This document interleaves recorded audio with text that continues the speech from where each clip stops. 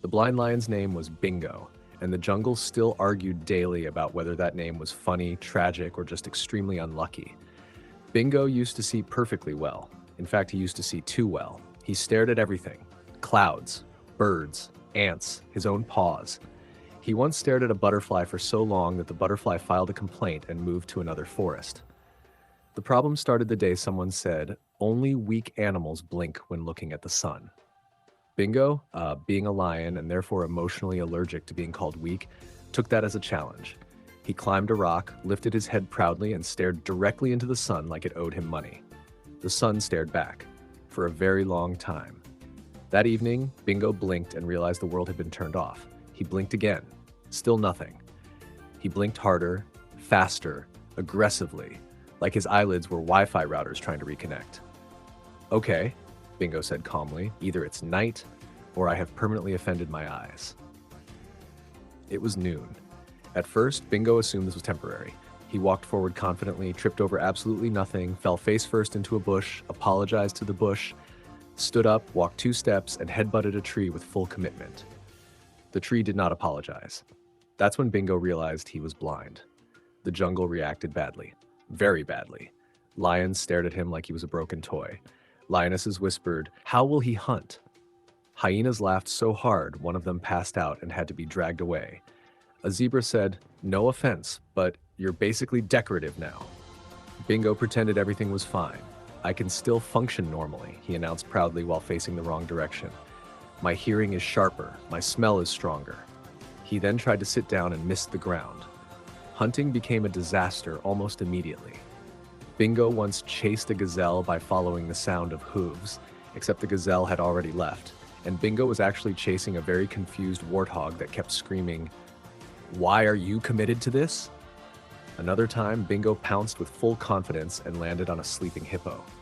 The hippo woke up furious. Bingo sniffed and said, "You don't smell like food." The hippo replied, "You don't smell like intelligence." Bingo ran away screaming, crashed into a tree, apologized to the tree, turned around, and ran directly into the same tree again. Social life wasn't easier. When Bingo greeted other animals, he never looked at them. "Hello," he'd say warmly to empty air. "I'm over here," the other lion would reply. Bingo would turn too far, then too little, then spin once for confidence. Eventually, the other lion would just leave quietly, and Bingo would say, "Great talk." Lionesses tried to be patient. "Bingo," one said gently, "I'm standing right in front of you." Bingo smiled in the opposite direction. "You look beautiful today." She sighed deeply. "I'm leaving now." "Yes," Bingo nodded confidently. "I see that." He did not. The jungle council met to discuss him. "A blind lion is a liability," one elder said. Bingo raised his paw. "I may not see, but I can still roar." He roared. Everyone flinched. A bird fell out of the sky. The council nodded slowly. "Okay, that was unnecessary but impressive." Bingo learned to navigate using sound and smell.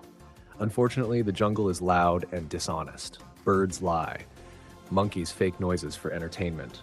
Wind exists solely to confuse blind lions. Bingo once followed what he thought was a buffalo. It was a rock. He roared at it for 10 minutes before realizing it wasn't intimidated, impressed, or alive. Still, Bingo adapted. He counted steps. He memorized smells. He learned which trees hurt more. He walked confidently now, even if confidently into the wrong direction. Then one night, something changed everything. A pack of rival lions tried sneaking into the territory. They moved silently, carefully, confidently. Bingo was asleep. He woke up suddenly and said, "Who's breathing wrong?" The rival lions froze. Bingo tilted his head. "I hear fear and bad intentions. Also, someone hasn't brushed their teeth." One rival lion whispered, "How does he know?"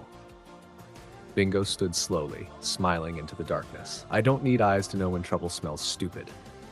He roared, not randomly this time, but directly toward the sound. The rival lions panicked. "He's blind but accurate." They ran. One tripped. Another ran into a bush. One screamed, "I'm never invading anything again." From that night on, Bingo became the jungle's alarm system. He couldn't see danger, but he could hear it breathing and smell it sweating. Animals trusted him. "Bingo hears everything," they said. Children tested him. "Guess where I am?" a cub whispered. "Behind me," Bingo replied. The cub froze. "How?" "Your breathing is dramatic," Bingo said. Years passed. Bingo never regained his sight. He still walked into trees occasionally. He still greeted rocks politely. He once tried to mentor a stump, but he became wise, calm, confident. One evening, Bingo sat near the river. "Do you ever miss seeing?" a crocodile asked. "I miss colors, but I see people better now." The crocodile nodded, deeply moved, then added, "You're still sitting on my tail." Bingo jumped up immediately. "Sorry." The blind lion never ruled the jungle, but he guarded it. And somehow, without seeing a single thing, he understood the jungle better than anyone else. Also on the way home, he walked into one last tree. The tree